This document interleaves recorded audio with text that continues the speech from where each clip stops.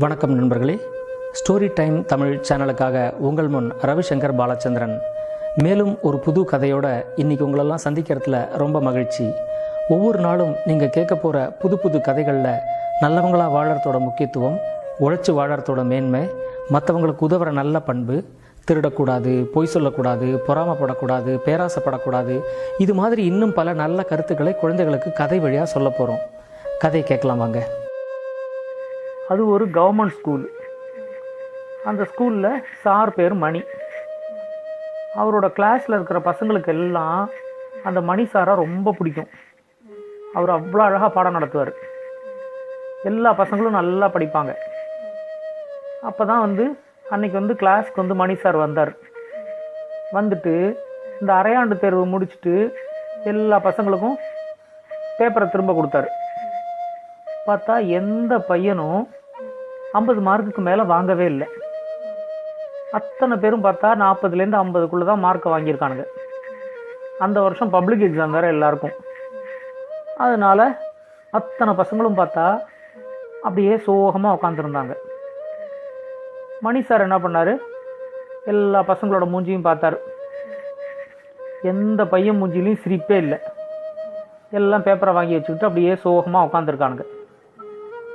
உடனே மணி சார் என்ன சொன்னார், சரி இன்றைக்கி கிளாஸில் நம்ம பாடம்லாம் நடத்த போகிறது இல்லை, இன்றைக்கி எல்லாம் சும்மா ஜாலியாக பேசிகிட்டு இருக்க போகிறோம் அப்படின்னு சொன்னார். அப்பையும் எந்த பையன் மூஞ்சிலையும் சிரிப்பே இல்லை. உடனே அவர் என்ன சொன்னார், சரி நான் இன்றைக்கி ஒரு கதை சொல்லலான் இருக்கேன், உங்களுக்கெல்லாம் யாருக்கெல்லாம் கதை வேணுமோ அவங்கெல்லாம் கையை தூக்குங்க அப்படின்னாரு. பசங்க சைட்லேருந்து யாருமே கையை தூக்கலை. ஒரு 4-5 பொண்ணுங்க மட்டும் கையை தூக்கிச்சு, கதை வேணும் அப்படின்ட்டு. உடனே மணி சார் சொன்னார், இதை பாருங்கப்பா, நீங்கள் எல்லாரும் மார்க் கம்மியாக வாங்கிட்டோம் அப்படின்னு நினச்சிக்கிட்டு தானே இப்படி சோகமாக இருக்கீங்க அப்படின்னார். அப்போ தான் எல்லா பசங்களும் அப்படியே நிமிந்து மெதுவாக மணி சார் மூஞ்சியை பார்த்தாங்க. ஏன்னா அவங்களுக்கு நம்ம நல்லா படிக்கிற பசங்கன்னு பேர் வாங்கியாச்சு இந்த கிளாஸில். இப்போ போய் ஹாஃப் அலியில் போய் நம்ம மார்க் ரொம்ப கம்மியாக வாங்கிட்டு வந்திருக்கோமே, சார் என்ன நினைப்பார் அப்படிங்கிற மாதிரி தான் எல்லாரும் நினச்சிக்கிட்டு இருந்தானுங்க. இவர் என்ன பண்ணார், நான் உங்களுக்கு இன்றைக்கி பாடம் நடத்த போகிறதில்ல, இன்றைக்கி ஒரு கதை தான் சொல்ல போகிறேன் அப்படின்ட்டு ஒரு ஊரில் ஒரு ராஜா இருந்தார். அந்த ராஜாவும் அவரோட மந்திரியும் என்ன பண்ணுவாங்க, நகர்வலம்னு சொல்லிட்டு இப்படி மாறுவேஷம் போட்டுக்கிட்டு ஊரில் சுற்றி வருவாங்க. அப்போ தான் ஊரில் என்ன நடக்குது அப்படிங்கிறது அவங்களுக்கு தெரியும். அதுக்காக இப்படி ஊரை சுற்றிட்டு வருவாங்க. வரும்போது பார்த்தா ஒரு இடத்துல நல்ல காலேஜ் படிக்கிற மாதிரி இருக்கிற பெரிய பசங்கள்லாம் கபடி விளையாடிட்டு இருக்காங்க. எல்லாம் நல்ல பெரிய பசங்க. அந்த பசங்கள்லாம் நல்லா கபடி விளையாடிட்டு இருக்கானுங்க. அப்போ பார்த்தா ஒரு யானை ஒன்று, அந்த யானை நல்லா பழக்கப்படுத்தின யானை தான், தினைக்கும் அந்த வழியாக தான் போகும் வரும் எல்லாம் பண்ணும். அந்த யானை என்ன பண்ணுச்சு, அது அவங்க கபடி விளையாடுற ஏரியாவுக்குள்ளே நடுவில் பூந்துக்கிட்டு அந்த பக்கமாக போக பார்த்துச்சு. போக பார்த்தோன்னே எல்லா பசங்களும் கத்திக்கிட்டு நவந்து வழியை விட்டாங்க. ஒரே ஒரு பையன் மட்டும் வழியை விடலை. அவன் என்ன பண்ணான், கிடுகிடுன்னு ஓடி போய் அந்த யானை விளையாட்டுக்கு தடையாக இருக்குதுன்னு நினச்சிக்கிட்டு அந்த யானையோட தந்தத்தை 2 கையாலையும் பிடிச்சிக்கிட்டு யானையை பிடிச்சி பின்னாடி தள்ளினான். தள்ளின உடனே யானை அவனை தள்ளிக்கிட்டு முன்னாடி போக பார்க்குது. இந்த ராஜாவும் மந்திரியும் அங்கே நின்றுக்கிட்டு அதை பார்க்குறாங்க.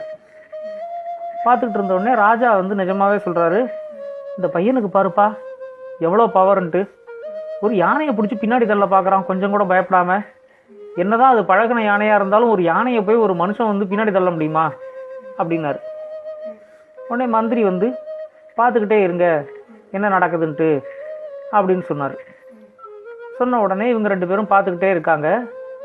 அவன் தந்தத்தை பிடிச்சி நல்லா பின்னாடி தள்ளுறதுக்கு பார்க்குறான். யானை முட்டி மோதிக்கிட்டு முன்னாடி வர பார்க்குது. 2 பேருக்கும் சரியான போட்டி. கொஞ்ச நேரத்தில் பார்த்தா இந்த பையன் யானையை பிடிச்சி கொஞ்சம் கொஞ்சமாக பின்னாடி தள்ளிக்கிட்டு போகிறான். யானையால் அந்த பையனோட பவருக்கு நிற்கவே முடியல. முன்னாடி கொஞ்சம் கொஞ்சமாக அந்த யானையை பிடிச்சி நல்லா பின்னாடி தள்ளிட்டு போன உடனே ஒரு பீரியடில் அந்த யானை என்ன பண்ணிச்சு, சரி இவனோட மல்லு கட்ட வேண்டாம் அப்படின்ட்டு அது பின்னாடியால் வேறு பக்கமாக போயிடுச்சு. அதுக்கப்புறம் அந்த பசங்கள்லாம் மறுபடியும் கபடி விளையாட ஆரம்பிச்சிட்டானுங்க. இந்த ராஜாவும் மந்திரியும் அதை பார்த்தாங்க. பார்த்த உடனே ராஜாவுக்கு வந்து ரொம்ப ஆச்சரியமாயிடுச்சு. ஏன்னா ஒரு பையன் வந்து ஒரு யானையை பிடிச்சி நல்லா பின்னாடி தள்ளுற அளவுக்கு அவ்வளோ பவரோடு இருக்கான் அப்படின்ட்டு. உடனே இந்த அமைச்சர்கிட்ட, இந்த பையன் யாருப்பா இவ்வளோ பவரோடு இருக்கான் அப்படின்னு கேட்டார். ராஜா, இந்த பையனோட பவர்லாம் சும்மா ராஜா, அடுத்த வாரம் வந்து இதே யானை இந்த பக்கம் வந்துச்சுன்னா இந்த பையனால் அந்த யானையோட போட்டியே போட முடியாதபடிக்கு என்னால் பண்ண முடியும் அப்படின்னாரு. அது எப்படி உங்களால் பண்ண முடியும்? இப்போ தான் கண்ணு முன்னாடி பார்த்தீங்க, அவன் வந்து யானையோட தந்தத்தை பிடிச்சி பின்னாடி தள்ளிட்டு போனான். யானை வந்து அவனோட போட்டி போட முடியாமல் வேறு பக்கம் போயிடுச்சு. இப்போ ஒரு வாரத்துக்குள்ளே நீங்கள் என்ன பண்ணுவீங்க அப்படின்னு கேட்டார். நீங்கள் பார்த்துக்கிட்டே இருங்களேன் அப்படின்னு சொல்லிவிட்டு இந்த ராஜாவும் மந்திரியும் அரண்மனைக்கு வந்துட்டாங்க. வந்ததுக்கு அப்புறமா இந்த மந்திரி என்ன பண்ணார், அந்த பையன் யார் என்னன்னு அப்படியே விசாரித்தார். விசாரித்தா அந்த ஊர்லேயே இருக்கிற ஒரு வீட்டில் தான் அந்த பையன் இருந்தான். அந்த பையனும் அவங்க அம்மாவும் மட்டும்தான் வீட்டில் இருக்காங்க. அவங்க அம்மா வந்து எல்லார் வீட்லேயும் போய் 10 பாத்திரம்லாம் தேய்ச்சி போட்டு துணிமணிலாம் துவைச்சி போட்டு அதில் கிடைக்கிற கொஞ்சம் நஞ்ச சம்பளத்தில் தான் அவங்க சாப்பிட்டுட்டு இருக்காங்க. இந்த பையன் வந்து வேலை வெட்டிக்கெல்லாம் போகாமல் இதை மாதிரி ஊரில் விளையாடுறது இதை மாதிரி தான் இருந்துக்கிட்டு இருக்கான். இந்த மந்திரி போய் அவங்க அம்மாவை பார்த்தாரு. என்னம்மா, உங்கள் பையனை எங்கேயும் வேலைக்கெல்லாம் அனுப்ப போகிறது இல்லையா? அவன் மாட்டுக்கும் இப்படி விளையாடிட்டு இருக்கானே, நீங்கள் எத்தனை நாளைக்கு தான் இப்படி உழைச்சி ஓடா தேய்வீங்க? எல்லார் வீட்லேயும் 10 பாத்திரம் தேய்ச்சி போட்டு துணிமணி துவைச்சி போட்டு இன்னும் எவ்வளோ வருஷத்துக்கு உங்களால் முடியும்? உங்களை வந்து உக்காத்தி வச்சு அவன் சம்பாதிச்சு போட வேண்டிய வயசில் அவனை உக்காத்தி வச்சு நீங்கள் சம்பாதிச்சு போட்டுட்டு இருக்கீங்களே, நீங்கள் உங்கள் பையன்கிட்ட சொல்லக்கூடாதா அப்படின்னு கேட்டார். உடனே, ஆமாங்க, நீங்கள் சொல்கிறது சரிதான், அவன் வந்து கொஞ்சம் பொறுப்பு இல்லாமல் இங்கே அங்கே விளையாடிக்கிட்டு இருக்கிறான், அவனை வந்து ஏதாவது ஒரு நல்ல வேலைக்கு சேர சொல்லணும் அப்படின்னு அவங்க அம்மா சொன்னாங்க. நீங்கள் இப்படியே விட்டிங்கன்னா வேலைக்கு ஆகாதுமா, அவன்கிட்ட தெளிவாக சொல்லிடுங்க, ஏதாவது ஒரு வேலை பார்த்துட்டு வந்து சாப்பிடுப்பா, என்னால் உடம்பு முடியல அப்படின்னு சொல்லிட்டுங்க, அப்போ தான் அவன் வந்து ஒரு வேலையை தேடிக்குவான் அப்படின்னு சொன்னார். அவங்களும் சரின்ட்டாங்க. அடுத்த நாள் அன்றைக்கி நைட் அந்த பையன் வீட்டுக்கு வந்த உடனே அவங்க அம்மா சொன்னாங்க, ஏன்பா நீ எத்தனை நாள்ப்பா இப்படி வந்து வேலை வெட்டிக்கெல்லாம் போகாமல் சுற்றிக்கிட்டு இருக்க போகிற? எனக்கு ரொம்ப வயசாகிடுச்சு, எல்லார் வீட்லேயும் போய் வேலை செய்ய முடியல, ரொம்ப டயர்டாக இருக்குது, நீ வந்து நாளையிலேருந்து எங்கேயாவது வேலைக்கு போ, நீ வேலைக்கு போயிட்டு சம்பாதிச்சுட்டு வந்தேன்னா தான் நம்மளால் நிம்மதியாக சாப்பிட முடியும், இல்லைன்னா நமக்கு சாப்பாட்டுக்கு ரொம்ப கஷ்டமாயிடும் அப்படின்னு சொல்லிட்டாங்க. அந்த பையனும் சரிம்மா அப்படின்ட்டான். அடுத்த நாள்லேருந்து பார்த்தா அவன் வந்து என்ன வேலைக்கு போகிறதுன்னு அவனுக்கு தெரியல. சரி, சந்தைக்கு போய் மூட்டையெல்லாம் தூக்கலாம் அப்படின்னு சொல்லிட்டு அங்கே போனான். அந்த மாதிரி வேலை ஒன்றும் கிடைக்கல. என்ன வேலை போகிறதுனே தெரியலையே அப்படின்னு சொல்லிட்டு இப்படி இந்த வேலைக்கு அந்த வேலைக்குன்னு ஒரு 4-5 வேலைக்கு போய் பார்த்தான். எதுலேயுமே யாரும் இவனை எடுத்துக்கல. ஏன்னா நம்மளை யாருமே வேலைக்கு எடுத்துக்க மாட்டேங்கிறாங்க அப்படின்னு சொல்லிட்டு இவனுக்கு கொஞ்சம் கொஞ்சமாக மனசில் சோர்வு வர ஆரம்பிச்சிருச்சு. இந்த மனச்சோர்வு வந்துச்சுன்னா நம்மளோட பவர் வந்து அப்படியே இறங்கிடும். இதை வந்து அந்த மந்திரி கரெக்டாக புரிஞ்சு வச்சுருந்தார். 4 நாளாச்சு 5 நாளாச்சு இந்த பையனுக்கு எங்கேயும் வேலை கிடைக்கல.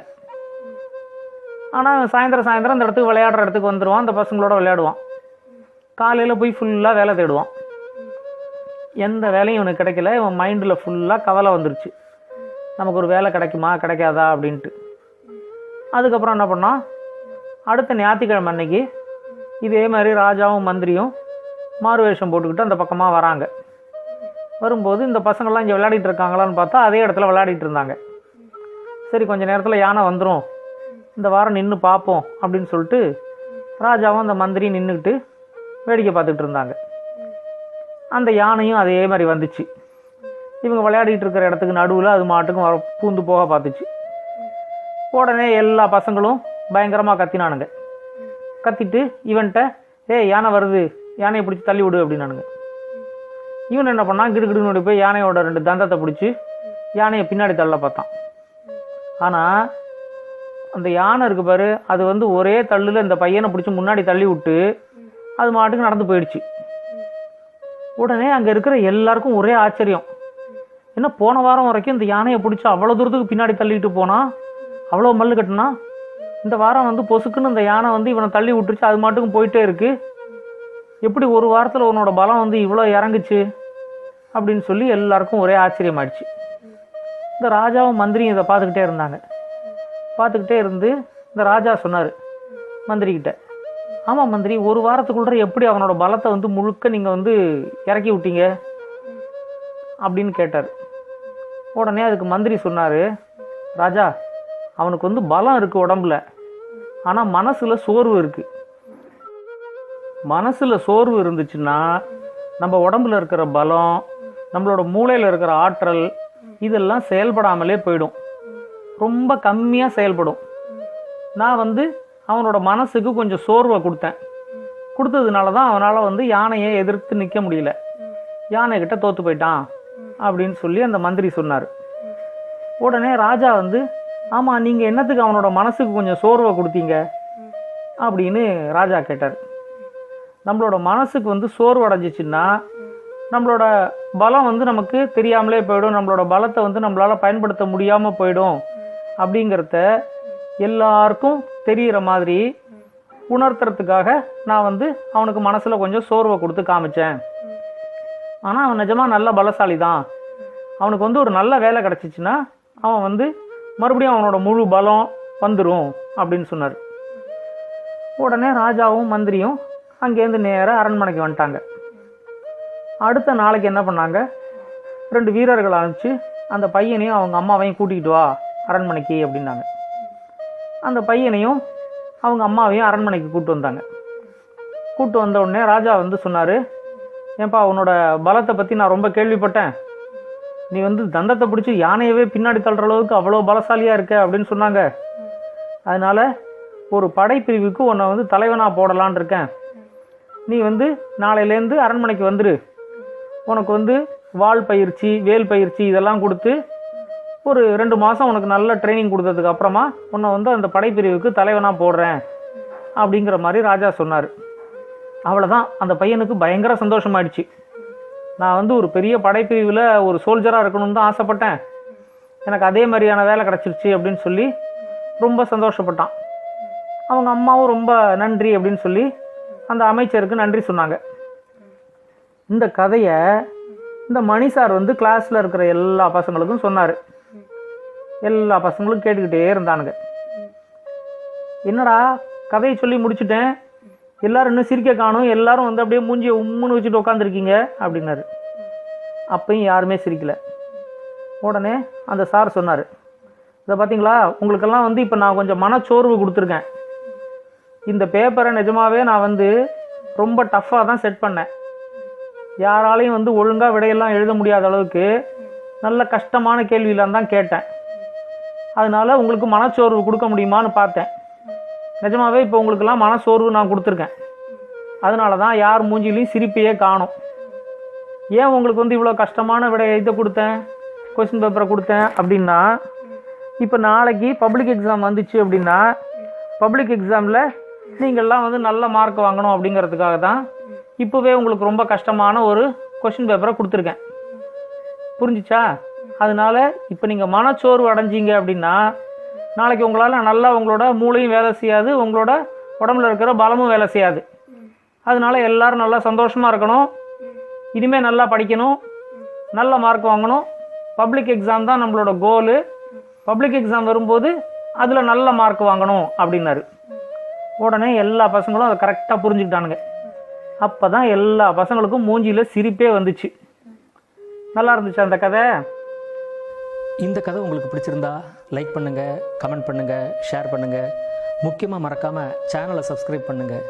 உங்களுக்காக, உங்கள் குழந்தைங்களுக்காக இன்னும் இது மாதிரி நிறைய நல்ல நல்ல கதைகள் வந்துக்கிட்டே இருக்குது. ஸ்டோரி டைம் தமிழ் சேனலோட தொடர்பில் இருங்க. நன்றி, வணக்கம்.